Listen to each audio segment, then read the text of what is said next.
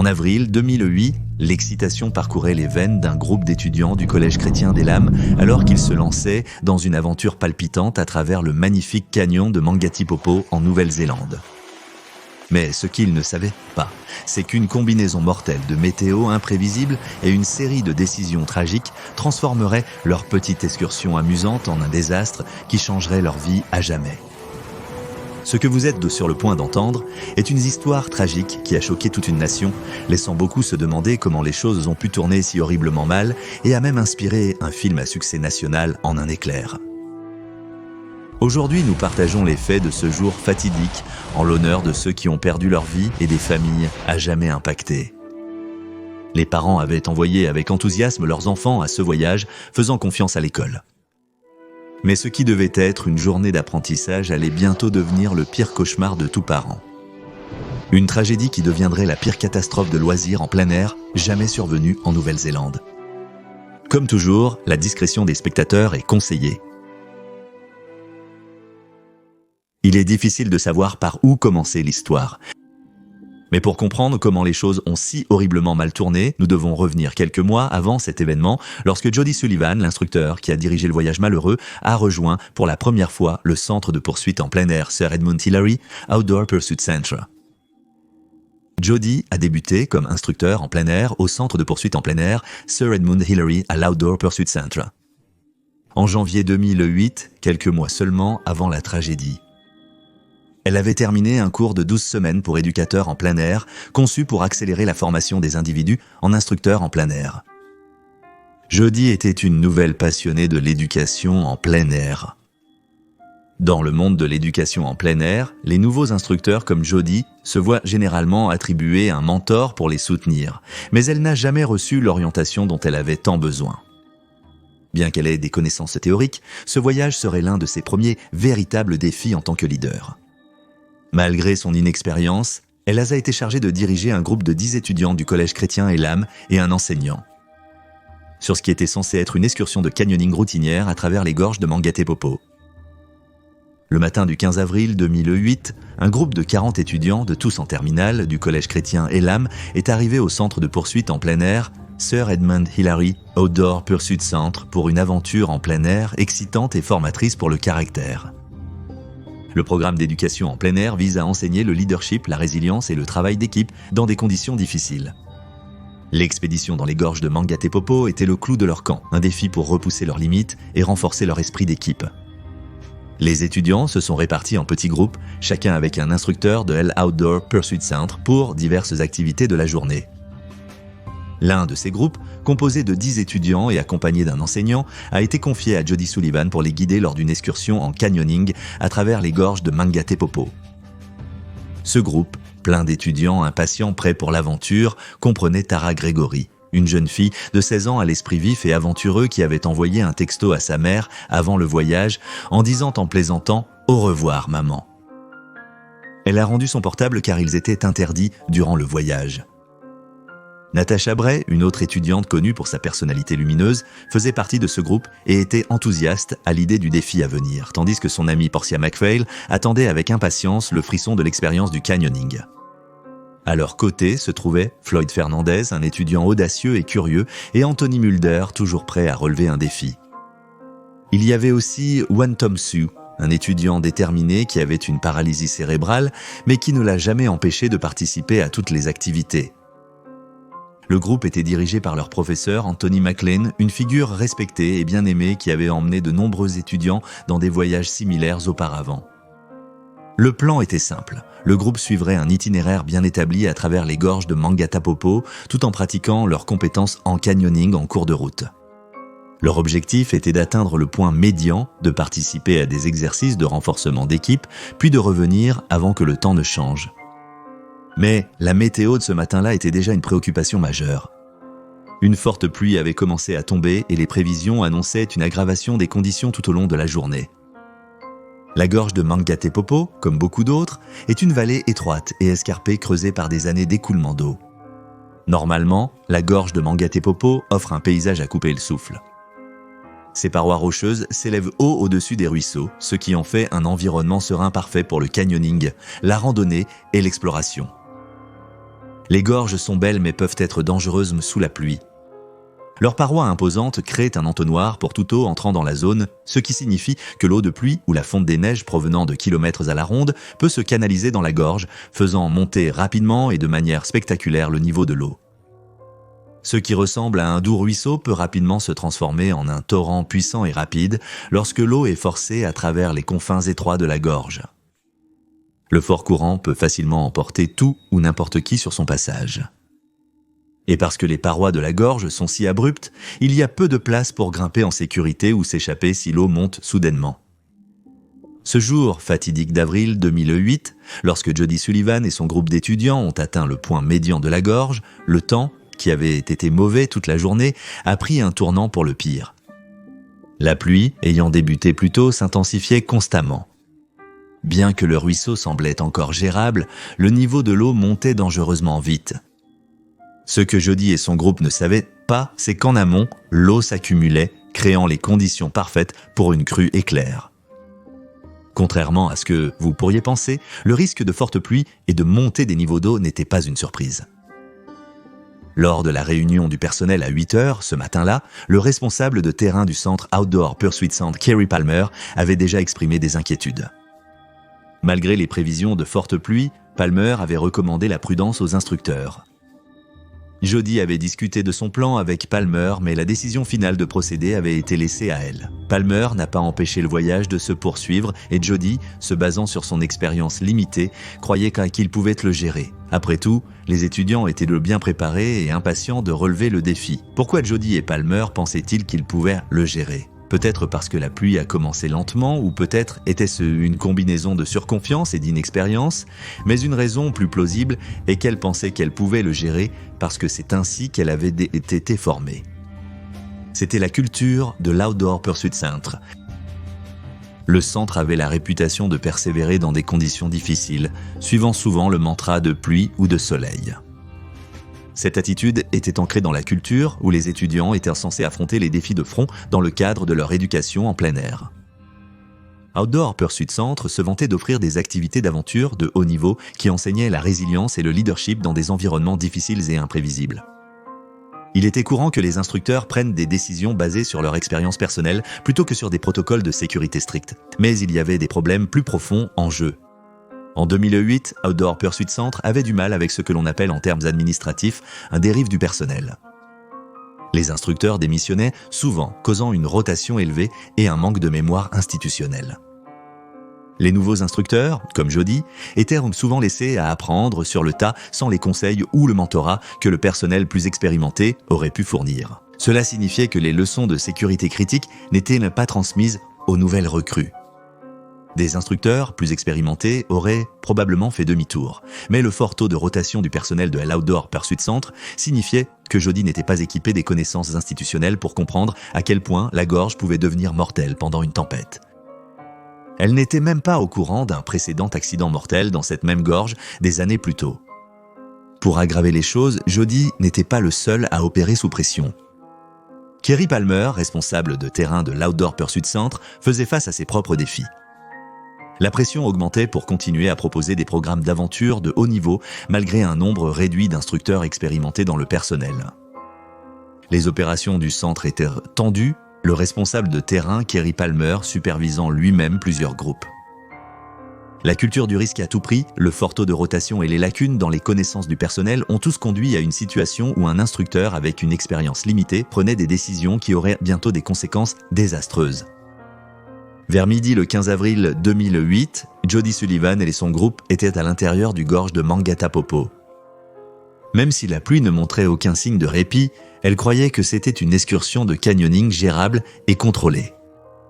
Vers 1h de l'après-midi, Jody et son groupe ont atteint le barrage au bas de la gorge. De leur point de vue, le niveau de l'eau avait légèrement augmenté, mais coulait clairement, ce qui était un signe trompeur suggérant qu'ils étaient en sécurité pour continuer. Jody avait communiqué avec Kerry Palmer par radio juste avant d'atteindre le barrage. Palmer, tout en exprimant ses préoccupations concernant la montée des niveaux d'eau, lui avait conseillé d'évaluer la situation une fois qu'ils auraient atteint les gorges. Malgré son malaise concernant le temps, il se fiait au jugement de Jody.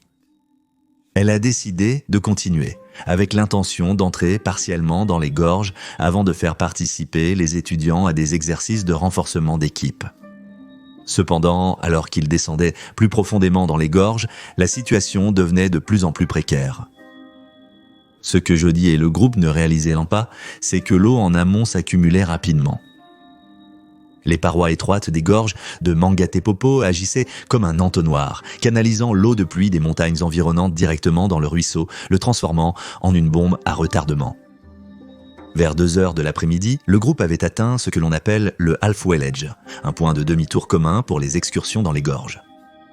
Il s'agissait d'une formation rocheuse étroite surplombant le ruisseau où les instructeurs s'arrêtaient souvent pour évaluer la situation avant de rebrousser chemin.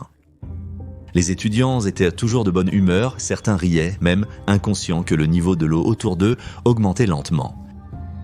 Mais Jody a senti le changement. Le courant, jadis stable, s'accélérait et le bruit de l'eau qui coulait s'intensifiait. C'est à ce moment que les premiers signes réels de danger sont apparus. Le ruisseau, qui était à hauteur de cheville lorsqu'ils sont entrés dans les gorges, était nettement plus haut, approchant leurs mollets. Les étudiants ont également commencé à remarquer la différence, car ce qui avait autrefois été un doux ruisseau s'était transformé en un courant rapide. Certains, mal à l'aise, cherchaient le réconfort dans le regard de Jody. La pluie devenait également plus forte, et la bruine, autrefois gérable, évoluait rapidement en un déluge. 30 minutes plus tard, le niveau d'eau s'est mis à s'élever de plus en plus vite. Le ruisseau clair dans lequel ils étaient entrés plus tôt devenait boueux, un signe d'avertissement que le courant ramassait des débris en amont. Jody savait qu'ils étaient à une phase critique, ils étaient à mi-chemin du défilé avec une décision difficile à prendre. Faire demi-tour ou patienter sur la corniche. Blottis, sur l'étroite corniche, les étudiants avaient froid et étaient fatigués. La montée rapide de l'eau réduisait vite leur choix. Jody, se basant sur sa formation et son expérience limitée, fit une pause pour réévaluer la situation. Elle était prise dans un dilemme. Rester ici sur la corniche comportait ses propres risques, mais tenter de ramener le groupe à travers les eaux maintenant turbulentes pourrait être encore plus dangereux. Selon lui, patienter jusqu'à la fin de la tempête serait le meilleur choix.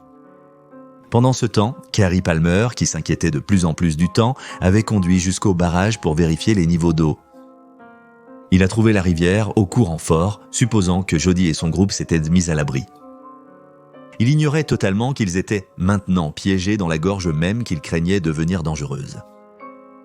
Vous vous demandez sûrement pourquoi ils ne se sont pas parlé. La communication était restreinte. Une fois que Jody et son groupe sont entrés dans les gorges, le contact radio a été perdu et Palmer n'avait aucun moyen de savoir exactement où il se trouvait ou à quel point la situation s'était aggravée. Alors que Jody se tenait sur la corniche avec son groupe, la situation empirait. La pluie alimentait sans relâche le ruisseau. Ce qui avait été un courant à hauteur de genoux approchait maintenant leurs cuisses, et la force de l'eau rendait difficile pour les étudiants de rester immobiles sans se tenir les uns aux autres ou aux murs de roche. L'aventure autrefois excitante s'était transformée en quelque chose de bien plus sinistre et Jody pouvait sentir le poids de sa responsabilité devenir de plus en plus lourd à chaque minute qui passait. À 15 heures, l'eau s'était encore assombrie et le fracas de l'eau qui se précipitait s'était intensifié. La gorge, autrefois sereine et majestueuse, est devenue un piège. Jody savait qu'il ne pouvait pas rester là encore longtemps. L'hypothermie devenait une menace réelle, l'eau froide s'infiltrant à travers les combinaisons des étudiants et le courant rapide rendant impossible de rester où ils étaient. Elle rassembla le groupe et prit la difficile décision de bouger. Le plan était de conduire les étudiants en aval vers la sortie, mais la réalité de leur situation rendait cela bien plus dangereux qu'elle n'aurait pu l'anticiper. La corniche où ils étaient se situait à une centaine de pieds de la sortie des gorges. Cela semble être une distance relativement courte si vous la parcourez à pied, pas si vous la nagez tout en luttant contre le fort courant. Jody avait un plan qui exigeait précision et coordination. Elle avait l'intention d'utiliser un sac de lancer qui était une corde attachée à un sac lesté qui serait lancé à travers le ruisseau pour créer une ligne de vie pour les étudiants. L'idée était de lancer la corde, de l'ancrer solidement de l'autre côté et d'aider chaque étudiant à traverser les courants déchaînés un par un. Jody savait que le niveau de natation variait selon les étudiants. Pour résoudre ce problème, elle a attaché ensemble les meilleurs nageurs aux plus faibles avec des cordes. L'idée était que l'étudiant le plus fort pourrait soutenir le plus faible, et cela fournirait une stabilité supplémentaire alors qu'il traversait le torrent. Cette méthode permettrait également à Jodie de gérer les traversées par paire, accélérant le processus tout en augmentant leurs chances de survie. La première étape de son plan était que Jodie elle-même traverse le ruisseau avec Ashley Smith, l'un des étudiants les plus forts. C'était important car une fois de l'autre côté, Jodie pourrait s'ancrer, jeter la corde à travers l'eau et aider à guider les autres en sécurité. Avec Jodie et Ashley en place, le reste du groupe suivrait, s'accrocherait à la corde et l'utiliserait comme une bouée de sauvetage pour naviguer à travers l'eau rapide. La première partie du plan s'est déroulée parfaitement. Cependant, la deuxième partie a révélé la faille dans le plan de Jodie. Le problème n'était pas la mécanique du sac de lancer ou l'idée de jumeler les étudiants. C'était le courant lui-même. Jodie avait sous-estimé la force pure de l'eau. Ce qui avait été un ruisseau gérable plus tôt dans la journée était maintenant un torrent déchaîné. Les étudiants sur la corniche luttaient non seulement contre la montée des eaux, mais aussi contre le froid intense et la fatigue qui affaiblissaient leur force et leur coordination. Une autre faille critique était le timing. Personne dans le groupe n'avait de montre, rendant impossible de suivre les intervalles de 5 minutes prévus entre les traversées. La panique grandissante des étudiants a empiré la situation, certains voulant partir précipitamment alors que d'autres hésitaient, incertains de pouvoir traverser sans danger. La situation nécessitait de la précision, mais les conditions chaotiques rendèrent la précision impossible. Le plus grand défaut, cependant, était le manque d'ancrage approprié. Bien que Jodie ait réussi à se sécuriser sur la rive opposée, il n'y avait rien d'assez solide pour fournir le genre de stabilité nécessaire pour maintenir fermement la corde en place. De ce fait, la corde était en mouvement constant, compliquant la tâche des étudiants de s'y agripper et de l'utiliser comme repère stable. La puissance du courant dépassait largement les prévisions de Jodie. Même avec la corde en place, les étudiants devraient lutter contre la force écrasante de l'eau. L'idée de jumeler les nageurs les plus forts avec les plus faibles fonctionnait en théorie, mais en réalité, les nageurs les plus faibles étaient entraînés par le courant, et même les plus forts avaient du mal à maintenir leur prise sur la corde. Finalement, le plan de Jodie reposait sur l'hypothèse que le courant ne s'intensifierait pas à un tel point qu'il submergerait le groupe, mais les eaux de crue étaient impitoyables et ce qui était censé être leur bouée de sauvetage s'est rapidement transformé en un autre obstacle. Un par un, les étudiants ont essayé de traverser. Kish Proctor, l'un des premiers à tenter la traversée, n'a pas réussi à tenir la corde. Emporté par le barrage dans le chaos, il a été miraculeusement sauvé vivant plus tard. Peter Shee, l'étudiant suivant, a réussi à attraper la corde et à traverser sans encombre. Mais pour les autres, l'issue serait différente. Portia MacPhail, Natasha Bray et Tara Gregory, incapables d'attraper la corde, ont été emportés par-dessus le barrage par la force de l'eau. Leurs amis regardaient impuissants depuis la corniche alors qu'ils disparaissaient dans le torrent. Quelques instants plus tard, Floyd Fernandez et Anthony Mulder, qui avaient été liés ensemble dans une tentative de s'aider mutuellement, ont également été emportés par-dessus le barrage, incapables de résister à la puissance du courant. Alors que le nombre d'étudiants disparus augmentait, les membres restants du groupe ne pouvaient rien faire d'autre que de s'accrocher au rocher, espérant qu'une aide ou un miracle arriverait. L'air était chargé de désespoir et Jodie, toujours de l'autre côté du ruisseau, était impuissant face à la catastrophe qui se déroulait. Lorsque le torrent s'est finalement calmé, 6 étudiants et leur professeur, Anthony McLean, avaient été emportés. Anthony, qui s'était héroïquement attaché à Juan Tom Chu dans une tentative de sauver l'étudiant, avait réussi à attraper la corde au début, mais la force de l'eau était trop grande et tous deux ont été emportés par l'inondation. Les heures suivant la catastrophe furent un tourbillon de panique, confusion et chagrin. Les services d'urgence ont été alertés et des opérations de recherche et de sauvetage ont été déclenchées. La nouvelle de la tragédie s'est vite répandue et parents, enseignants et communautés locales ont retenu leur souffle, espérant un miracle. Mais au fil des heures, la réalité dévastatrice a commencé à s'imposer. Les équipes de secours sont arrivées sur les lieux, trouvant ceux qui avaient survécu blottis sur la corniche, froids, épuisés et en état de choc. Certains des étudiants, comme Kish Proctor, avaient échappé de justesse à la mort, tandis que d'autres avaient simplement eu de la chance de survivre au courant puissant. Mais pour les familles de ceux qui n'étaient pas revenus, la nouvelle était insupportable. 6 étudiants et un enseignant avaient été perdus, emportés par les eaux de crue. Alors que la nation était en deuil, des interrogations ont surgi. Comment quelque chose comme ça pourrait-il arriver ? Comment une excursion scolaire dédiée à la promotion de l'esprit d'équipe et du leadership s'est-elle muée en un drame national ? Et plus important encore, aurait-il pu être évité ? Dans les semaines qui ont suivi, une enquête a été lancée sur les événements ayant conduit à la catastrophe de Mangatepopo-Gorge. Les résultats ont été choquants, révélant une série de défaillances systémiques au centre de poursuite en plein air, Sir Edmund Hillary, Outdoor Pursuit Center. Cela expliquait le départ de nombreux instructeurs du centre. La tragédie n'était pas simplement le résultat d'une crue soudaine, mais plutôt l'aboutissement d'une mauvaise prise de décision, d'une formation inadéquate et d'une culture de sécurité défectueuse. L'enquête du coroner a révélé plusieurs manquements critiques du centre. Malgré sa passion et ses bonnes intentions, Jodie Sullivan n'était pas suffisamment préparée pour la situation rencontrée.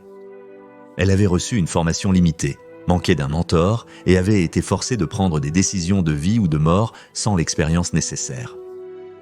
Le fort turnover de l'Outdoor Pursuit Center signifiait que la connaissance institutionnelle des risques de la gorge, y compris les incidents précédents d'inondation, n'avait pas été transmise au nouveau personnel. Encore plus accablant étaient les rapports de supervision de la sécurité au centre. La mentalité de pluie ou de beau temps qui avait été inculquée dans la culture de l'Outdoor Pursuit Center avait créé un environnement où surmonter des conditions difficiles était considéré comme faisant partie du défi. Il y avait aussi un manque de communication claire entre les responsables de terrain et les instructeurs. Jodie a été laissée pour prendre la décision finale malgré les signes d'alerte de mauvais temps.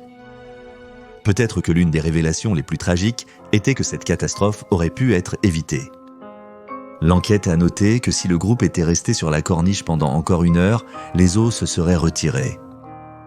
Mais sans moyen de le savoir, Jodie avait pris la décision fatidique de bouger, déclenchant une série d'événements qui ont conduit à la perte de 7 vies. Les familles des victimes étaient dévastées, mais elles étaient également déterminées à rechercher des comptes à rendre. La mère de Tara Gregory, Catherine Lennon, était l'une des plus ferventes défenseurs du changement. Elle a évoqué franchement les signes d'alerte négligés quand Tara lui a envoyé en plaisantant « Au revoir maman » avant de rendre son téléphone. Ce moment, qui avait semblé inoffensif à l'époque, la hantait après la tragédie. Au fur et à mesure de l'enquête, il est devenu évident que l'Outdoor Pursuit Center n'était pas un cas isolé. Le secteur de l'éducation en plein air dans son ensemble était sous surveillance, beaucoup remettant en question les normes de sécurité et la supervision en place pour de telles activités à haut risque. Des rapports ont révélé que l'Outdoor Pursuit Center avait connu d'autres quasi-accidents et même des décès par le passé, mais ces incidents n'étaient pas largement connus ou traités au sein de l'organisation. Après la catastrophe de Mangatepopo, le centre Outdoor Pursuit Center a été condamné à une amende de $490 000 pour des infractions en matière de santé et de sécurité. Murray Burton, directeur du Collège chrétien des Lames, a été nommé à l'Ordre du Mérite de Nouvelle-Zélande pour son leadership dans l'accompagnement de la communauté scolaire suite à un événement traumatisant. Mais pour les familles qui avaient perdu leurs enfants, aucune compensation ou reconnaissance ne pouvait combler le vide laissé derrière. La tragédie du désastre de la gorge de Mangatepopo a laissé une marque indélébile sur la Nouvelle-Zélande. Elle a entraîné des changements globaux dans le secteur de l'éducation en plein air, avec des protocoles de sécurité plus stricts et des lignes de communication plus claires étant mises en œuvre dans tout le secteur. Le rapport du coroner a fait près de 200 recommandations pour prévenir les futures tragédies, dont beaucoup ont été adoptées par les fournisseurs d'éducation en plein air à l'échelle nationale. Pour les survivants, les souvenirs de ce jour restent gravés dans leur esprit. Le bruit de l'eau qui coule, le sentiment d'impuissance et la perte de leurs amis sont des expériences qu'ils porteront avec eux pour le reste de leur vie. Et pour les familles de ceux qui ont été perdus, la douleur de ce jour ne s'effacera jamais vraiment. En fin de compte, la catastrophe de la gorge de Mangatepopo sert de rappel déchirant des dangers qui peuvent survenir lorsque nous sous-estimons la puissance de la nature et surestimons notre capacité à la contrôler. Bien que la tragédie ne puisse être annulée, les leçons tirées de celle-ci ont sans aucun doute rendu l'éducation en plein air en Nouvelle-Zélande plus sûre pour les générations futures. Merci d'avoir regardé, à la prochaine. Restez audacieux et vivez avec courage.